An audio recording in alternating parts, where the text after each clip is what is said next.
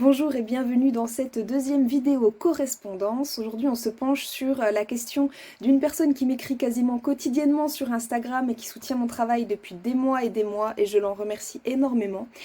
Tout ce que nous vivons, nous l'avons choisi. Tout est écrit, pas de hasard, quels que soient les choix. Alors, on a affaire ici à une théorie spirituelle qui est très répandue, qui dit que l'âme aurait signé des contrats avant son incarnation et que chaque événement de la vie, chaque étape de la vie serait réglée d'avance par ces contrats, serait destinée par ces contrats que nous aurions choisi de signer. Bien évidemment, c'est une question de croyance, donc je tiens à le préciser d'abord, qu'on y croit ou qu'on n'y croit pas, qu'on croit à la réincarnation ou pas, qu'on croit même à l'âme ou pas, tout se respecte en termes d'opinion, il n'y a absolument pas de problème. À titre personnel, je souscris plus ou moins à cette théorie, par certains aspects oui et par d'autres non. D'abord, moi je ne sais pas si notre destin a été choisi par nous, ou a été choisi pour nous par une entité supérieure qu'on peut qualifier de qu'on peut appeler Dieu ou l'univers, peu importe, je ne sais pas. Je pense que certaines personnes peuvent trouver un avantage à penser qu'elles ont choisi elles-mêmes ce qui leur arrive, ça les aide peut-être à assumer, à faire face, et puis peut-être que pour d'autres c'est plus facile de se dire que ça a été choisi par Dieu, par l'univers, de manière à se dire qu'il y a un sens à tout ça, etc. Donc ça, vraiment, c'est une question de croyance. À titre personnel, ce que je crois, c'est que, en effet, on a à expérimenter certains apprentissages parce que pour moi, l'âme est en chemin vers une expression plus authentique et plus pure d'elle-même. Nous avons tous pour destinée, selon moi, de participer à la création du monde, à la co-création du monde avec l'univers, une création perpétuelle du monde. Nous avons à apporter notre brique à l'édifice et pour parvenir à l'apporter, il faut déjà avoir fait tout un travail de conscientisation, d'abord par rapport à ce qu'est la vie, par rapport à ce que nous sommes nous, notre vérité intérieure, nos capacités, notre rapport au monde, l'interconnexion de tout ça. C'est un long cheminement qui, selon moi, prend plusieurs incarnations, de nombreuses incarnations pour certaines personnes. Je crois en la prédestination de ces apprentissages, je pense que chaque âme a sa propre vocation à réaliser. En revanche, je parlerai plus de prédestination des énergies que des circonstances. Alors je vais m'expliquer.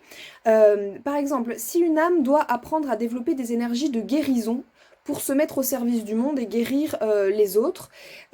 Ces énergies de guérison, elles peuvent se manifester sous différentes formes. Cet apprentissage peut se manifester sous différentes formes. Par exemple, la personne va peut-être naître dans une famille où elle a des proches malades ou bien des parents médecins. Voilà, deux énergies complètement différentes.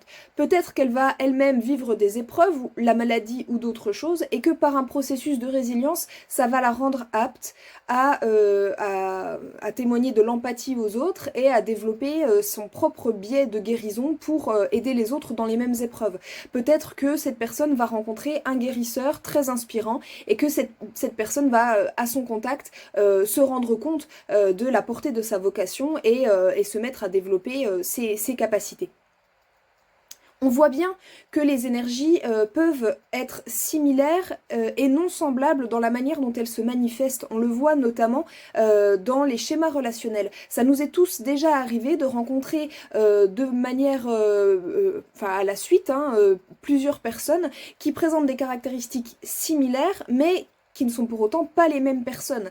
Et ces personnes qui viennent nous challenger souvent dans nos vies, et en particulier dans nos vies amoureuses, voilà, on voit bien que les énergies sont prédestinées, mais pas nécessairement la forme qu'elles prennent. Ce ne seront pas les mêmes rencontres. Parfois, on a des amitiés et des relations amoureuses. Parfois, c'est plusieurs relations amoureuses et une même énergie va s'exprimer de manière différente. Par exemple, je sais pas, une énergie de rejet. Les personnes ne vont pas nous rejeter de la même façon.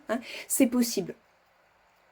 Par ailleurs, moi je crois profondément au libre arbitre. Donc quand notre correspondante d'aujourd'hui nous demande si nos choix n'influencent pas quand même les événements et si nous sommes vraiment piégés par ce destin en quelque sorte, moi je ne le pense pas. Au début de mes consultations, Quand vous venez me consulter pour une première fois, je vous explique bien que la consultation n'est pas figée. Je vous donne un potentiel, un futur potentiel parmi les futurs les plus probables. Ça veut dire que si vous agissez sur vos énergies présentes, vous êtes encore en mesure de modifier la teneur du tirage et d'influer sur votre futur. Pour moi, une guidance ne peut jamais être interprétée comme une fatalité. On va encore pouvoir travailler dessus et je pense que notre libre arbitre nous permet de travailler sur nous-mêmes pour permettre d'accélérer certains processus d'apprentissage notamment. Par exemple, je suis convaincue que dans une situation douloureuse, la question n'est pas de savoir si on a le choix ou pas de rester dans la situation douloureuse, c'est pas ça la question. La question c'est de savoir combien de temps on va résister avant de se laisser porter par le flot énergétique qui nous dit qu'on n'est plus à notre place. Voilà, donc nos choix conditionnent en grande partie notre bonheur. On n'a peut-être pas le choix par rapport aux énergies qui se manifestent, peut-être qu'on n'a pas le choix par rapport à certaines circonstances, mais on a le choix de savoir comment on va accueillir ces circonstances et comment on va faire en sorte que ces circonstances ne fassent pas ombrage à notre bonheur. L'idée est quand même d'apprendre à danser sous la pluie.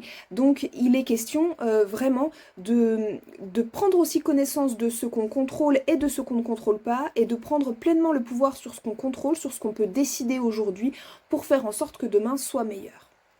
J'espère que cette vidéo vous aura plu, n'hésitez pas à liker, commenter, éventuellement rebondir sur ce que j'ai dit, ça m'intéresse toujours de lire vos commentaires et d'y répondre, et je vous dis à bientôt pour de nouvelles correspondances. Bye bye!